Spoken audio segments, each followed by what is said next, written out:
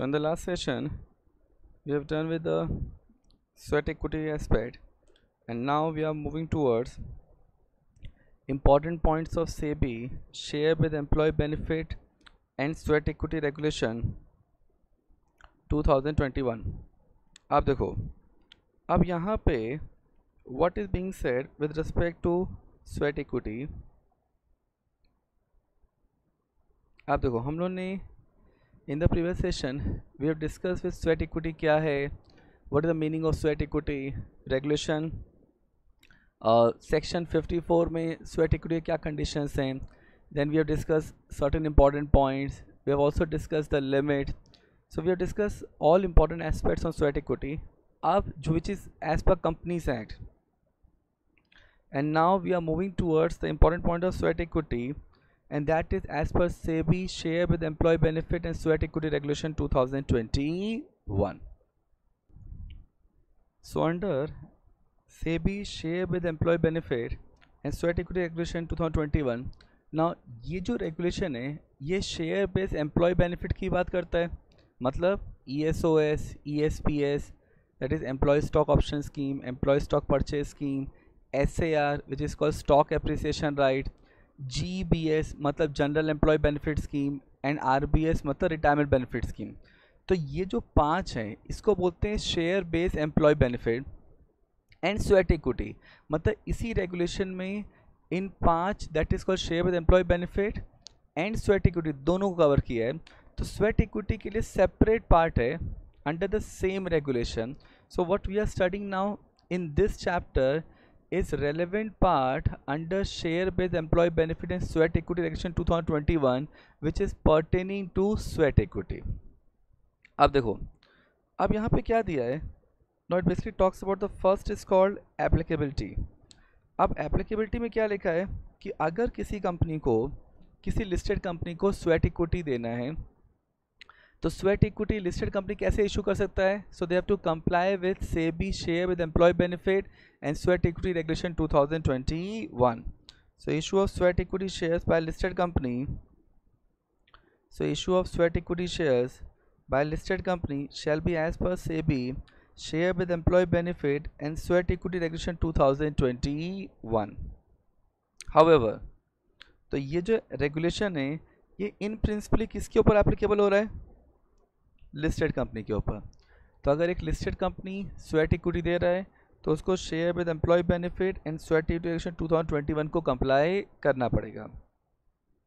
Next क्या लिखा है, now it says that however an unlisted company coming out with IPO and seeking listing of its securities on recognised stock exchange. मतलब अगर एक unlisted company IPO लेके आ रहा है और वो अपनी सिक्योरिटीज़ को रिकॉग्नाइज्ड स्टॉक एक्सचेंज पे लिस्ट करना चाहता है pursuant to issue of sweat equity shares, and the company is coming out with IPO and they want to issue sweat equity shares, तो फिर वहाँ पे sweat equity have to comply with, now shall comply with SEBI ICDR regulation 2018.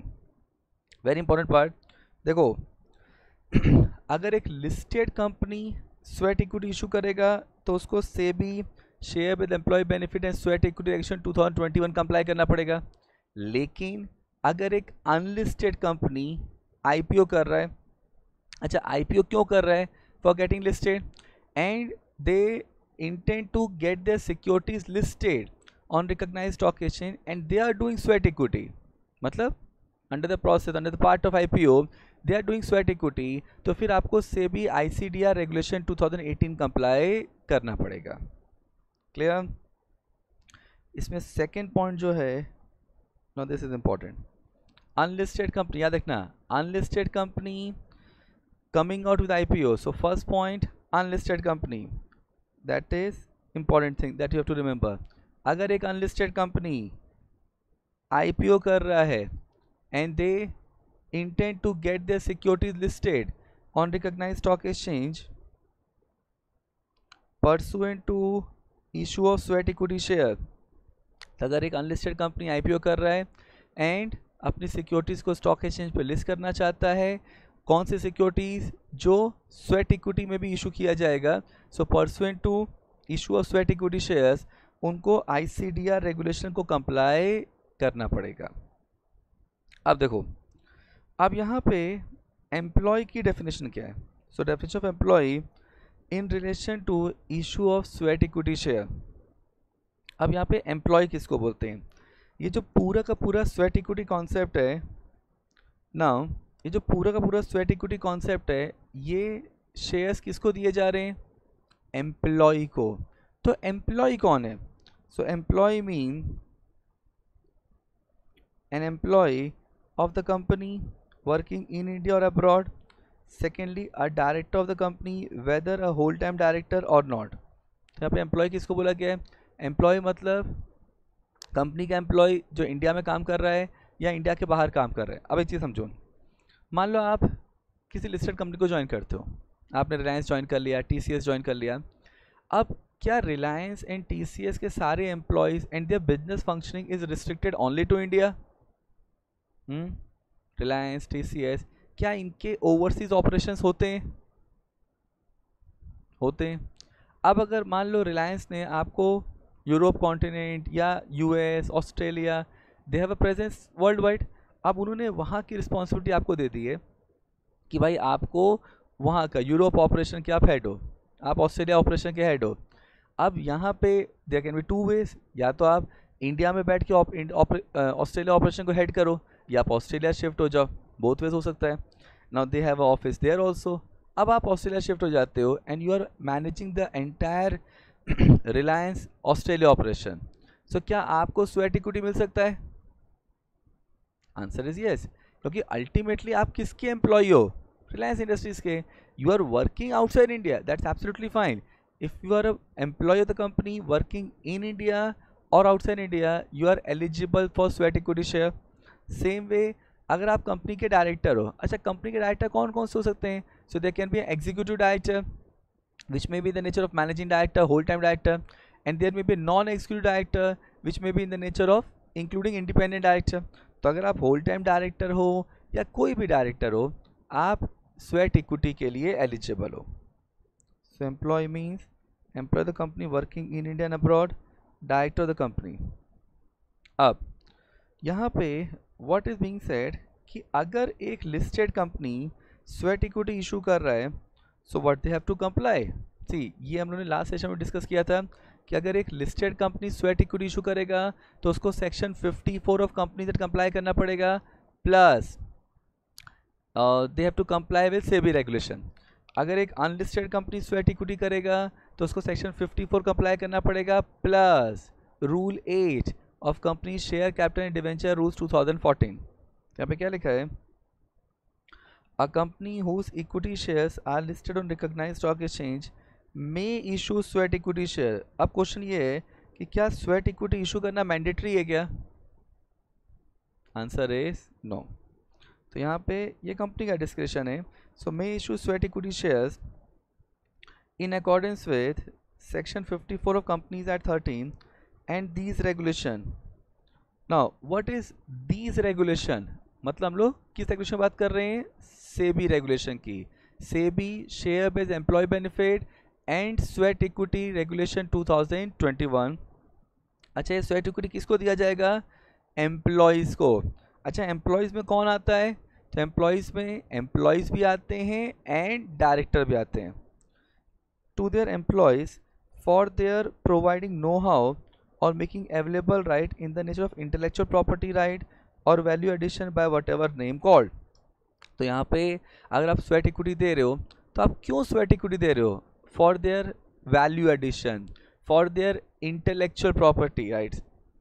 तो अगर employ ने company को intellectual property rights provide किया है, अगर एम्प्लॉय ने वैल्यू एडिशन प्रोवाइड किया है, in the previous session we have discuss कि अगर आप किसी कंपनी के एम्प्लॉय हो, आपने कुछ नया इन्वेंशन किया, सो आपने कुछ इंटेलेक्चुअल प्रॉपर्टी राइट्स क्रिएट किया ना, by virtue of employer employ relationship वो इंटेलेक्चुअल प्रॉपर्टी कंपनी का हो जाएगा।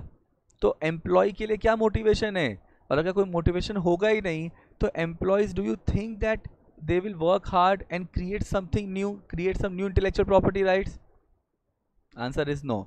And that is where what is very important, that employees के लिए भी कुछ मोटिवेशन होना चाहिए, and that motivation should come in the form of reward. And what company do in now days, that to give reward they give shares. तो यहाँ पे क्या लिखा है, a company whose equity shares are listed on recognized stock exchange may issue sweat equity share as per section 54 now and this regulation to its employees. क्यों दे रहे हैं? for their providing know-how and available right in the nature of intellectual property or value addition. अब देखो, अब हम लोग ने कल sweat equity company as per companies act के हिसाब से कंपनी स्वेट इक्विटी कितना इशू कर सकता है, तो we have discuss that thing that rule 8 क्या बोलता था कि स्वेट इक्विटी कितना इशू कर सकता है कंपनी, तो 15% of is existing paid up share capital और 5 crore whichever is higher, but that can not go beyond 25% of the post issue capital. लेकिन जब हम लोग सेबी रेगुलेशन की बात करते हैं तो थोड़ा सा वेरिएशन है. आप देखिए ना, इसके ऊपर हम लोग ने डिटेल्ड डिस्कशन किया था. We have taken the practical example also. So rule 8(4) में क्या दिया था, तो 15% of existing paid up share capital और 5 crore whichever is higher, but that can not go beyond 25% of the paid up share capital. अच्छा, इसमें उन्होंने ये भी डिस्कस किया था कि अगर स्टार्टअप कंपनी है तो इसमें जो अपर लिमिट है, मैक्सिमम लिमिट, तो कितनी हो सकती है 25 नॉर्मल कंपनीज के लिए. स्टार्टअप के लिए कहाँ तक जा सकता है 50%. कितने साल तक के लिए 10 years from the date of incorporation. अब देखो, अब रूल 8 जो है वो किसके ऊपर एप्लीकेबल होता है? क्या वो लिस्टेड कंपनी पे एप्लीकेबल होता है? नहीं, रूल 8 एप्लीकेबल होता है अनलिस्टेड कंपनी के ऊपर. तो लिस्टेड में मैक्सिमम लिमिट क्या है? Let's see this thing. क्या लिखा है? Now it says that the company shall not issue sweat equity share for more than 15% of the existing paid up equity share capital in a year. तो यहाँ पे maximum limit कितनी है? 15% of the existing paid up equity share capital in a year, provided that, condition क्या दिया है, provided that the issuance of sweat equity shares in the company shall not exceed 25% of the paid up equity share capital company at any time. तो company sweat equity कितना दे सकता है? Company sweat equity दे सकता है जो भी उसकी existing paid up equity share capital है उसका 15% इन अ ईयर. मतलब एक साल में कंपनी स्वेट इक्विटी कितना दे सकता है? इन अ ईयर, एक साल में कंपनी स्वेट इक्विटी कितना कर सकता है? 15% का. लेकिन eight any point of time company का स्वेट इक्विटी शेयर मैक्सिमम कितना हो सकता है? 25%. मतलब अच्छा, अगर मान लो कंपनी ऐसा सोचे कि फर्स्ट ईयर 15% दे दिया, नेक्स्ट ईयर फिर 15% दे दिया, नेक्स्ट ईयर फिर 15% दे दिया, तो 15% की रिक्वायरमेंट तो कंप्लाई करना ही है. प्लस कंपनी की eight any point of time जो पोस्ट इशू कैपिटल है उसके 25% से ऊपर स्वेट इक्विटी शेयर्स नहीं हो सकता. यहाँ पे क्या लिखा है? Now it says that the issuance of sweat equity share in a company shall not exceed 25% of paid up equity share capital company at any time. अब यहाँ पे क्या दिया है कि जो कंपनी इनोवेटर ग्रोथ प्लेटफॉर्म पे लिस्टेड है, provided further that a company listed on innovator growth platform shall be permitted to issue not more than 15% of the paid up equity share capital in a financial year. मतलब अगर company innovator growth platform पे listed है तो एक financial year में 15% तक ही sweat equity issue कर सकता है. लेकिन यहाँ पे जो अपर कैप है, जो नॉर्मल कंपनीज में 25% है, वो यहाँ पे कितना हो जाता है? 50%. Subject to the overall limit not exceeding 50% of the paid up equity share capital company up to 10 years from the date of its incorporation और registration. Now this is the limit. So limit में अपने को 2 point याद रखना है. Company एक साल में कितना स्वेट इक्विटी कर सकता है? 15% of its paid up equity share capital. And overall sweat equity कितना हो सकता है? सो मैक्सिमम स्वेट इक्विटी कितना हो सकता है at any time? That is equal to 25% of its paid up equity share capital. Clear? अब देखो, अब एक बार ये मैक्सिमम क्वांटम को एक बार ध्यान से रीड करिए। तो अगर इसको, इस मैक्सिमम क्वांटम को आई बिलीव आपने रीड कर लिया है। अब इसको अगर हम लोग एक फॉर्मूला के फॉर्म में प्रेजेंट कर दें,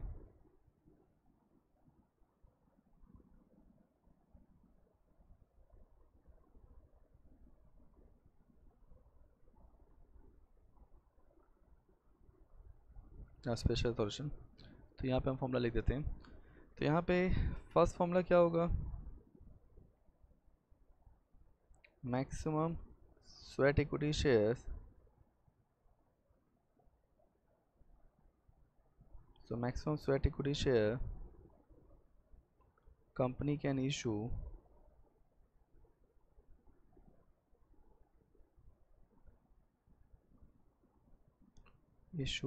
in one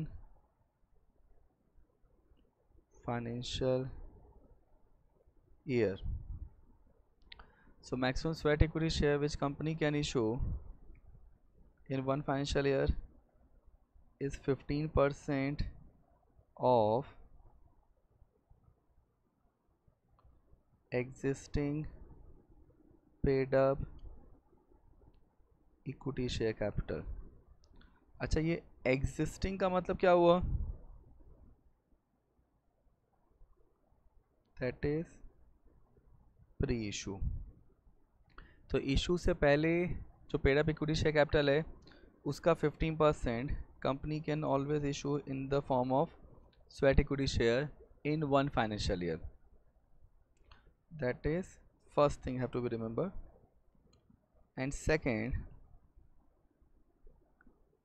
now maximum sweat equity share which company can issue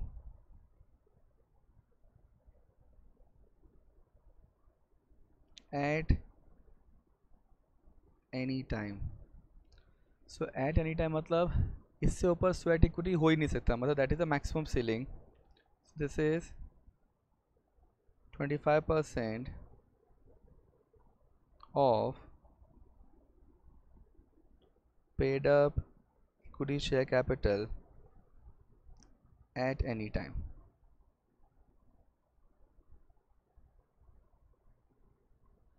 अब देखो, अब यहाँ पे एट एनी टाइम का मतलब that is post issue.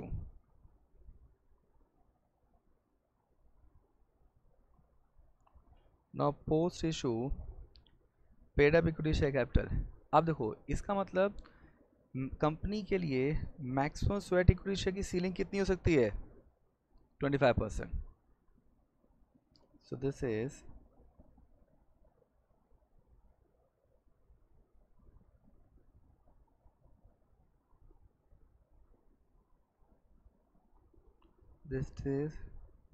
maximum ceiling of sweat equity share. Clear? अब इसमें नीचे प्रोवाइजो क्या बोल रहा है कि अगर एक कंपनी इनोवेटर ग्रोथ प्लेटफॉर्म पे लिस्टेड है तो वो एक साल में, एक फाइनेंशियल में कितना स्वेट इक्विटी इशू कर सकता है? 15%। लेकिन वहाँ पे मैक्सिमम सीलिंग कितनी है? तो वहाँ पे मैक्सिमम सीलिंग है 25% के बदले लिमिट क्या आ जाती है? 50%। मतलब in case of innovator growth platform पे जो कंपनी लिस्टेड है वहाँ पे मैक्सिमम सीलिंग हो जाएगी 50%। कितने पीरियड के लिए? So this is up to 10 years के लिए from the date of incorporation. Clear? So these two formula have to be remember. अब ये जो फॉर्मूला है, ये जो लिमिट है, ये रूल 8 से कैसे अलग है? तो रूल 8 में ना जो मैक्सिमम एक साल में आप कर सकते हो वो कितना है? सो दैट इज 50% और 5 करोड़। यहाँ पे वो लिमिट नहीं है, तो सीधा 15% आप कर सकते हो। एंड 15% करने के बाद स्वेट इक्विटी 25% को क्रॉस नहीं करना चाहिए at any point of time. So यहाँ पे what is being said, so यहाँ पे what is being said that company sweat equity. So this is how the maximum limit need to be calculated. Now let us understand this thing with the help of a small example, because some of you may think कि 25 तो हमेशा 15 से ज़्यादा ही आने वाला है. This is not the case, and that is where you have to do both the calculation. मान लेते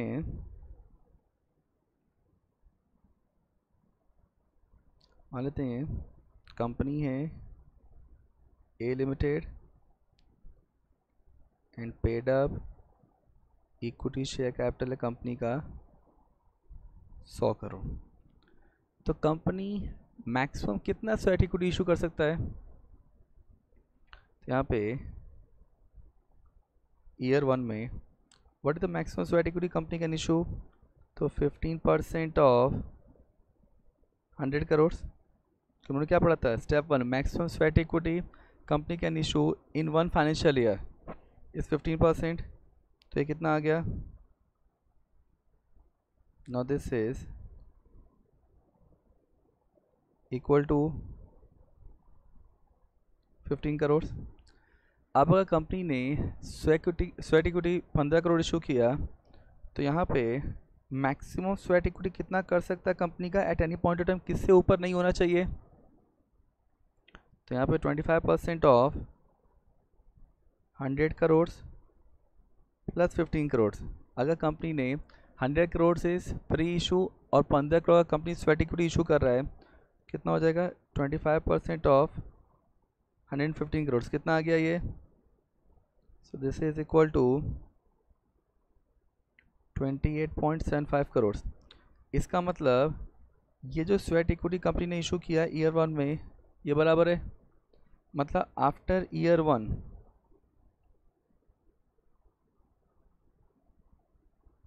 कंपनी का कैपिटल कितना हो गया?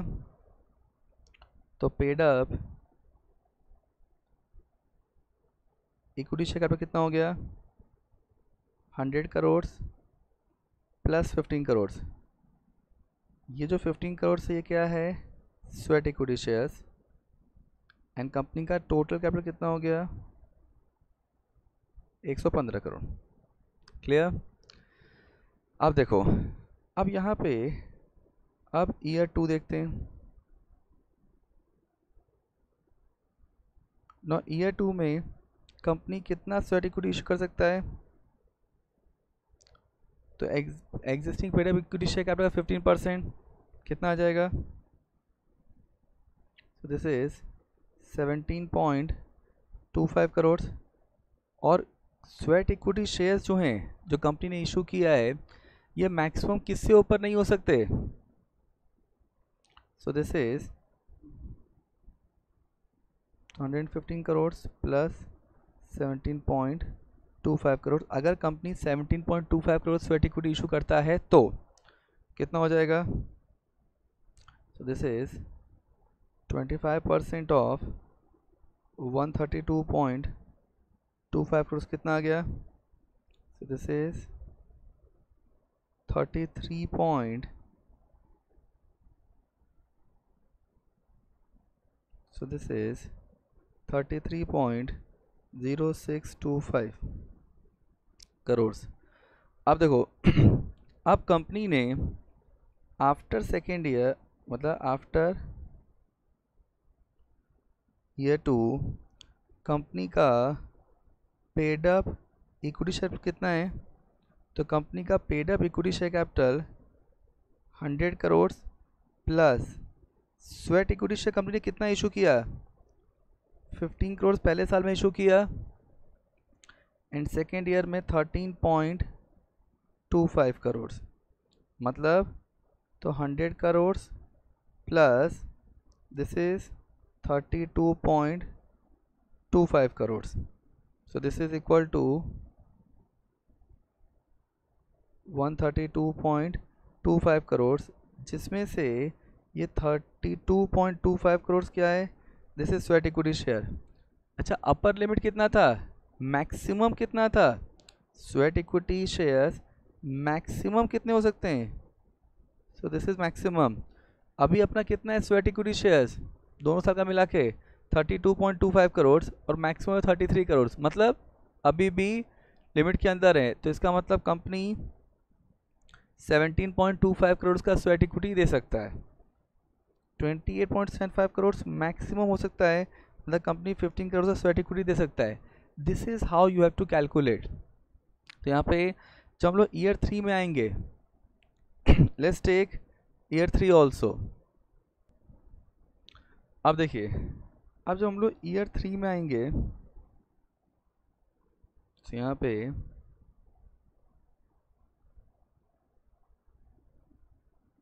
ईयर 3 में company 15% of existing paid up share capital दे सकता है, sweat equity shares.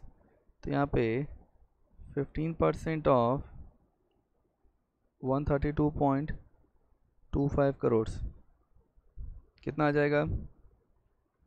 So this will be equal to 19.8375 crore. अब ये जो स्वेट इक्विटी इशू कर रहा है कंपनी 19.8375 करोड़, ये प्लस पहले के जो स्वेट इक्विटी है मिला के कितना हो सकता है मैक्सिमम? 25% से ऊपर नहीं हो सकता। तो यहाँ पे 132.25 प्लस 19.8375, तो 25% कितना है? 152.0875 करोड़। मतलब अपर लिमिट कितना हो सकता है? This is 38.021875 crore. ये मैक्सिमम है, इससे ऊपर स्वेट इक्विटी नहीं हो सकता। अब देखो, तो यहाँ पे अगर हम लोग 19.8375 करोड़ का स्वेट इक्विटी इशू करते हैं, तो आफ्टर ईयर 3 कंपनी का paid up equity share capital कितना हो जाएगा? तो इट वाज 100 करोड़ प्लस पहले साल इशू किया स्वेट इक्विटी 15 करोड़, दूसरे साल इशू किया 17.25 crore.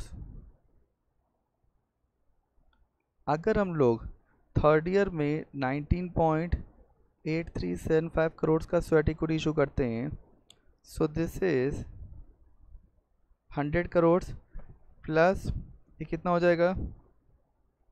So this will became 52.0875 crore.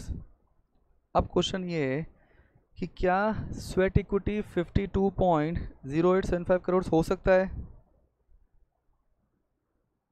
क्या यहाँ पे स्वेट इक्विटी शेयर्स 52.0875 करोड़ हो सकता है?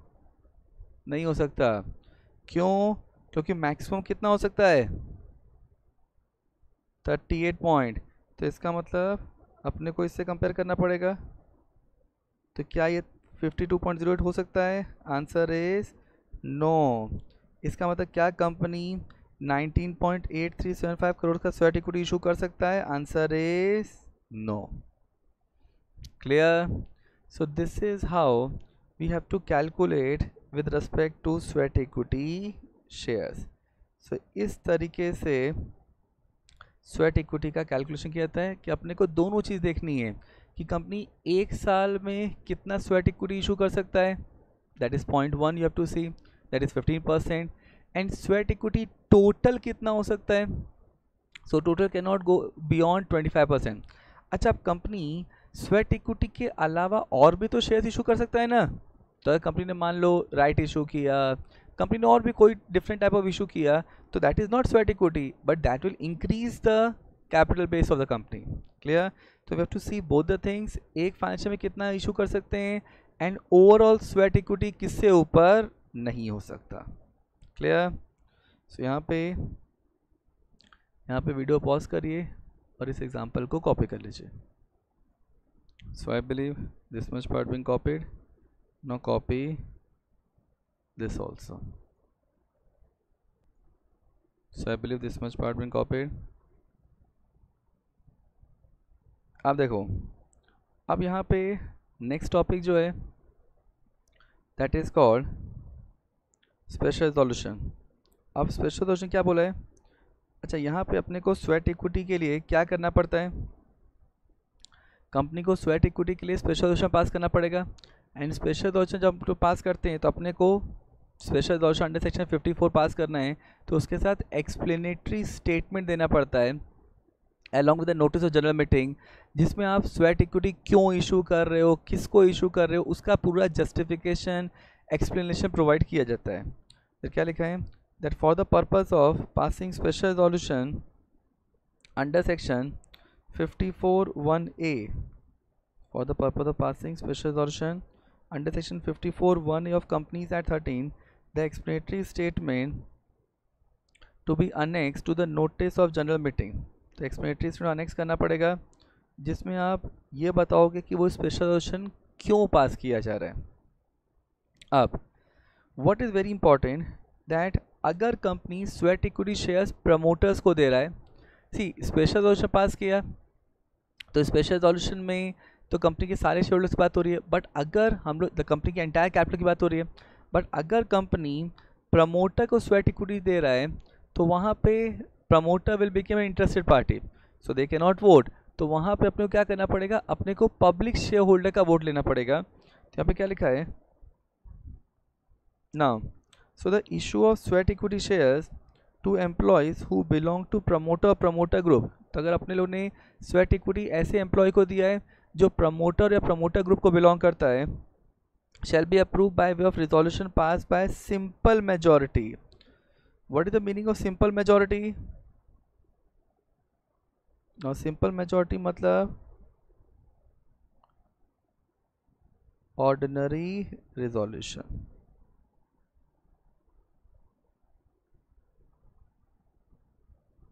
So ordinary resolution of the shareholder in general meeting. So this is very crucial point कि अगर स्वेट इक्विटी शेयर प्रमोटर्स को दिया गया है, मतलब ऐसे एम्प्लॉय को दिया गया है जो प्रमोटर या प्रमोटर ग्रुप को बिलोंग करता है, तो कंपनी को ऑर्डिनरी रिजोल्यूशन पास करना पड़ेगा।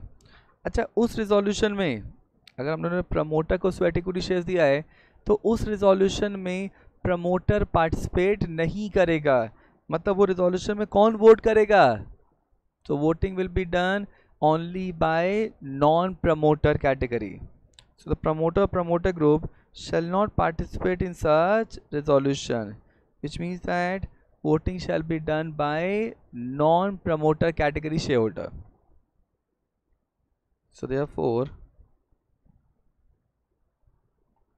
voting shall be done by non promoter category share holder. अच्छा, non promoter category share holder कौन हो गए? पब्लिक। क्लियर? अब देखो यहाँ पे अगर कंपनी स्वेट इक्विटी शेयर दे रहा है, अपने कुछ एम्प्लॉयज़ को दे रहा है, प्रमोटर कैटेगरी कुछ एम्प्लॉयज़ को दे रहा है, मतलब कई लोग को दे रहा है, तो हर एक के लिए सेपरेट रिजोल्यूशन पास करने जो होते हैं। क्या लिखा है? Each issue of sweat equity share shall be voted by separate resolution. तो हर एक इशू के लिए आपको सेपरेट रिजोल्यूशन पास करना पड़ेगा। अब यहाँ पे ये जो हम लोग रिजोल्यूशन पास कर रहे हैं इसकी वैलिडिटी पीरियड कितनी है? Now this is something we have already discussed कि वैलिडिटी पीरियड कितनी होती है रिजोल्यूशन की? 12 months from the date of passing of resolution. यहाँ पे क्या लिखा है? The resolution for sweat equity share shall be valid for a period of not more than 12 months from the date of passing of resolution. Clear? So this is to be called as special resolution. Now the next is called pricing of sweat equity share. अच्छा, pricing of sweat equity share क्या बोलता है कि sweat equity की pricing कैसे होगी? तो यहाँ पे अगर हम लोग पुराना रेगुलेशन देखते हैं 2002 वाला, तो वहाँ पे प्राइसिंग के कुछ कॉन्सेप्ट दिए थे बट उन सबको हटा दिया। बोला जो ICDR में प्रेफरेंशियल इशू की प्राइसिंग है बस वही प्राइसिंग स्वेट इक्विटी शेयर्स पे भी एप्लीकेबल होगा। क्या लिखा है? The pricing for The price of sweat equity shares shall be determined in accordance with pricing requirements stipulated for preferential issue to a person other than QIB under SEBI IC Direction 2018.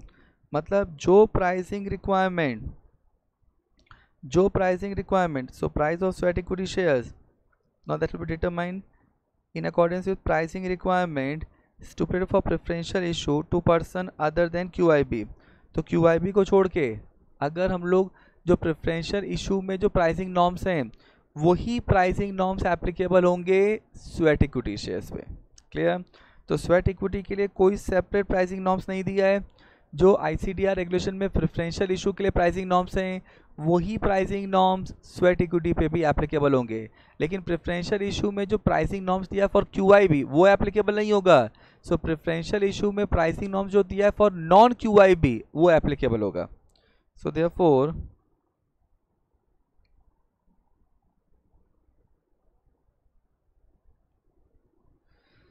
price of sweat equity share, now this is now same pricing requirement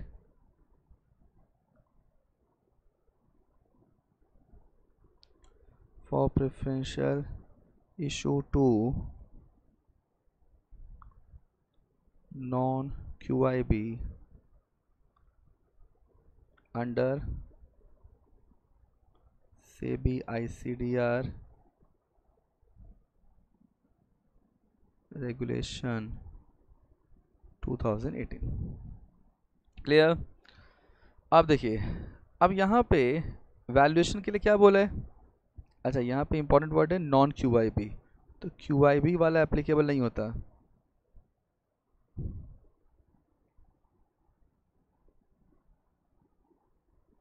ना तो यहाँ पे QIB पे जो pricing है वो applicable नहीं होगा, नॉन QIB पे जो प्राइसिंग है वो एप्लीकेबल हो जाएगा।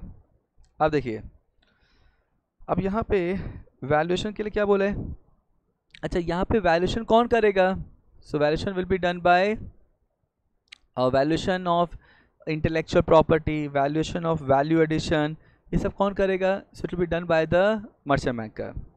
सो valuation of the valuation of know-how, intellectual property, value addition shall be carried out by a merchant banker। अच्छा, यहाँ पे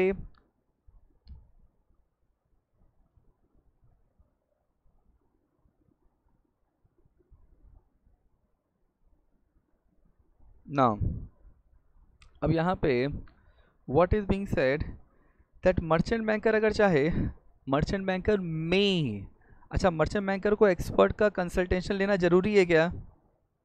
नो। अगर मर्चेंट बैंकर को लगता है कि एक्सपर्ट का कंसल्टेशन लेना चाहिए तो मर्चेंट बैंकर एक्सपर्ट का कंसल्टेशन ले सकता है। तो क्या लिखा है? The merchant banker may consult such expert in valuer as it deems fit having regard to the nature of industry and the nature of valuation of know how और intellectual property rights और value addition. तो यहाँ पे so merchant banker may consult an expert और valuer.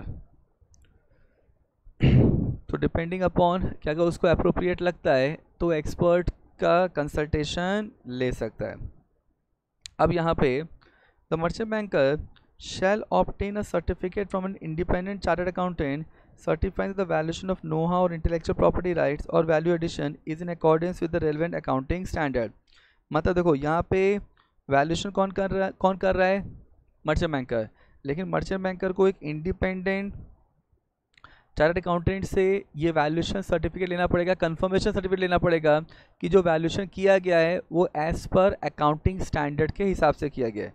इसका मतलब expert का consultation for the purpose of valuation लेना है या नहीं है ये मर्चेंट बैंकर डिसाइड करेगा, लेकिन ये सर्टिफिकेट तो लेना मैंडेटरी है जिसमें एक इंडिपेंडेंट CA सर्टिफाई करेगा कि जो वैल्यूएशन किया गया है इंटेलेक्चुअल प्रॉपर्टी का, वैल्यू एडिशन का, वो एज पर अकाउंटिंग स्टैंडर्ड है। क्लियर? अब देखिए, अब यहाँ पे अकाउंटिंग ट्रीटमेंट क्या है? ना accounting treatment is the same जो हम लोगों ने डिस्कस किया था इन आवर प्रीवियस सेशन। क्या लिखा है?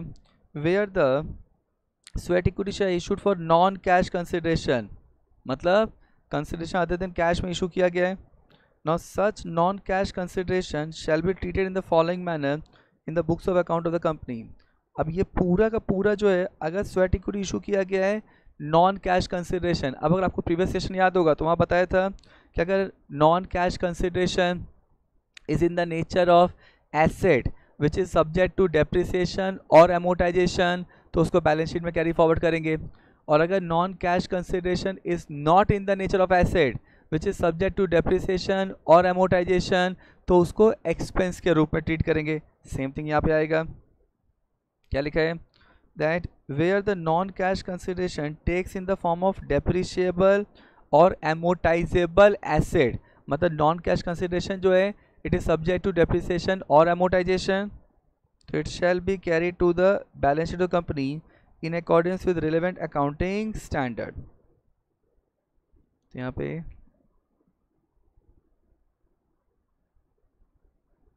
now so it will be non cash consideration, depreciable और amortizable asset, so इसको carried to the balance sheet. And second क्या लिखा है? Where clause A is not applicable, मतलब non cash consideration is not in the form of asset which is subject to depreciation amortization, तो यहाँ पे it shall be expense as provided in the relevant accounting standard.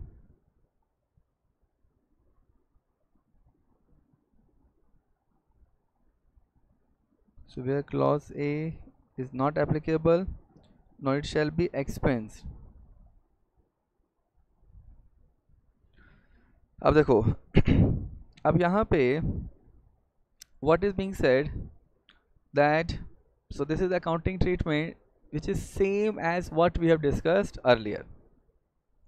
अब placing of auditor certificate, अब देखो ये एक काफ़ी major change हुआ है कि यहाँ पे पहले ऑडिट जो हम लोग सर्टिफिकेट लेते थे वो हम लोग स्टैच्यूटरी ऑडिटर का सर्टिफिकेट लेते थे, बट अंडर 2021 अपने को सेक्रेटेरियल ऑडिटर का सर्टिफिकेट लेना है.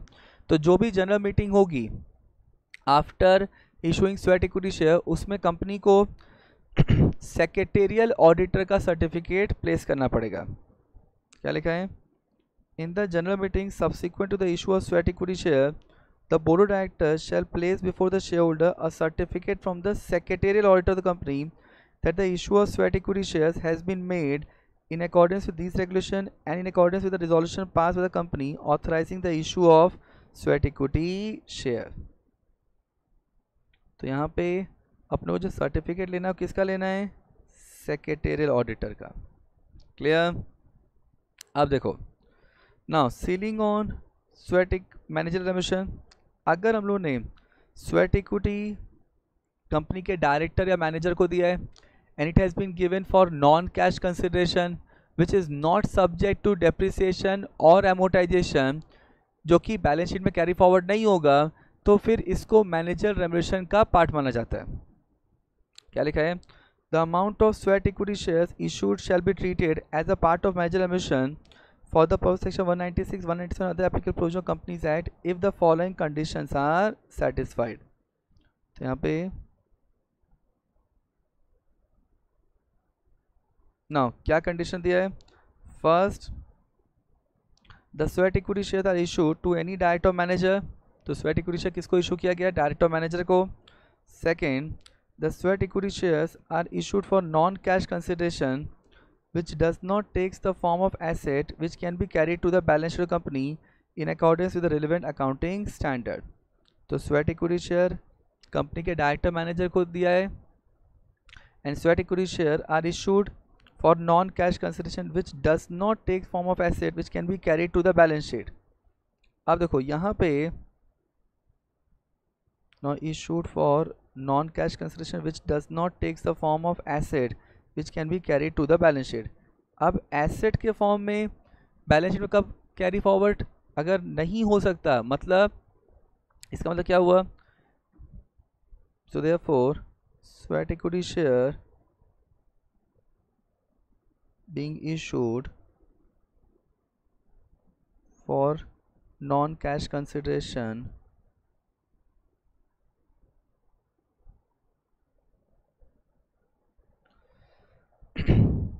which is not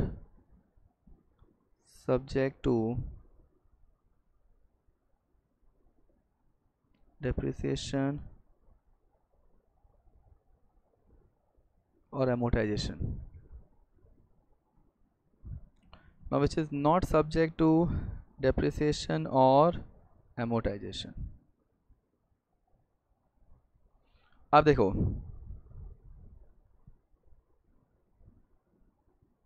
not subject to depreciation or amortization. अब यहाँ पे lock in on sweat equity share कितना होगा? अब इसमें क्या दिया है? So it says that now the sweat equity share shall be locked in for such period of time as specified in relation to the preferential issue under ICDR regulation. मतलब जो preferential issue पे ICDR में जो preferential issue के लिए provision है lock in requirement, वही sweat equity पे भी एप्लीकेबल हो जाएगा.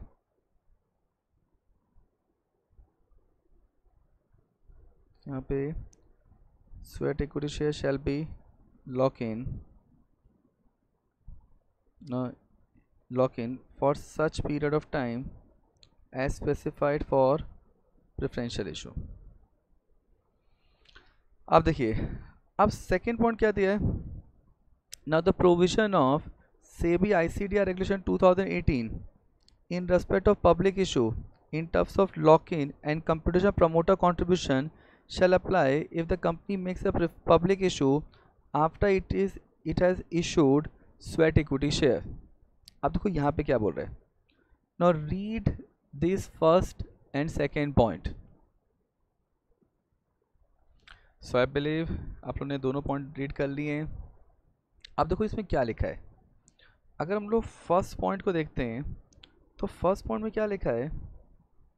तो if you see the first point में क्या दिया है? So therefore lock-in period, so therefore lock-in period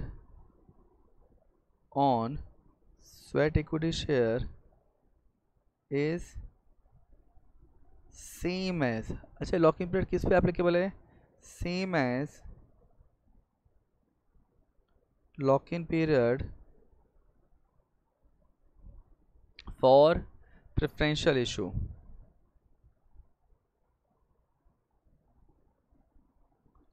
For preferential issue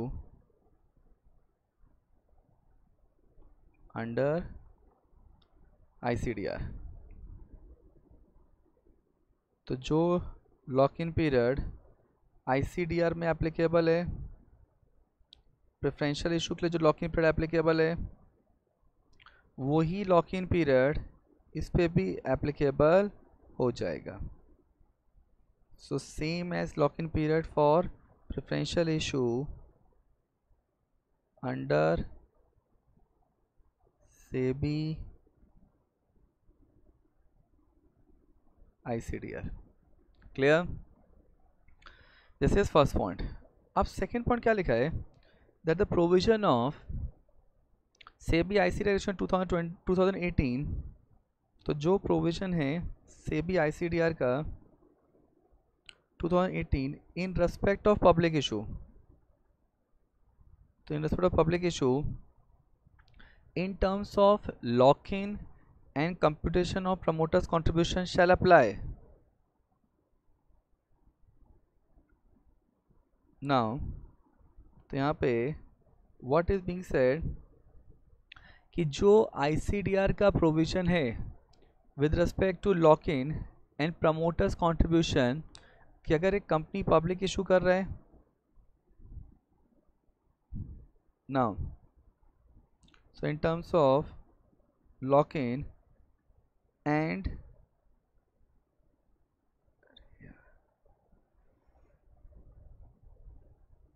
now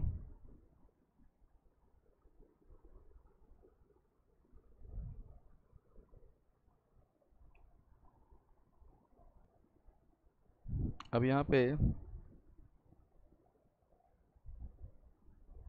now, so what we were discussing that in respect of public issue in terms of lock-in and competition promoter contribution, तो यहाँ पे जो lock-in और promoter contribution है now shall apply if company makes a public issue after it has issued sweat equity share। मतलब company ने sweat equity share after, तो company public issue कर रहा है after it has issued sweat equity share. इसका मतलब क्या है? इसका मतलब फर्स्ट कंपनी क्या कर रहा है? Sweat equity share.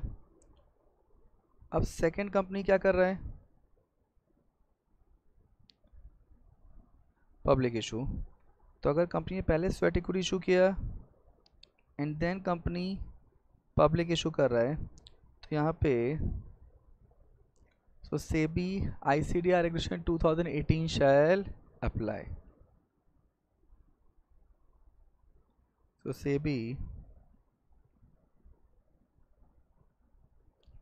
ICDR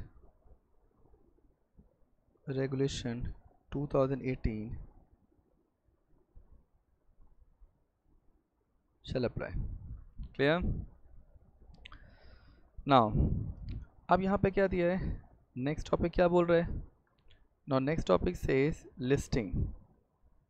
अब यहाँ पे अगर कंपनी लिस्टिंग, अगर कंपनी ने स्वेट इक्विटी शेयर इशू किया है तो कंपनी को क्या करना पड़ेगा? कंपनी को उन शेयर्स को लिस्ट कराने पड़ेंगे।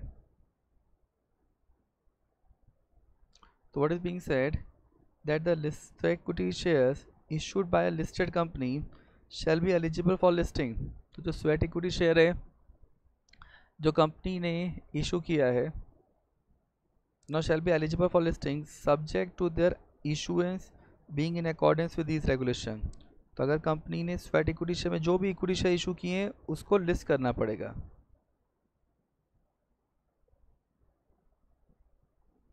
now shall be eligible for listing subject to their issuance being in accordance with these regulation। and the last part which talks about that applicability of SEBI takeover regulation।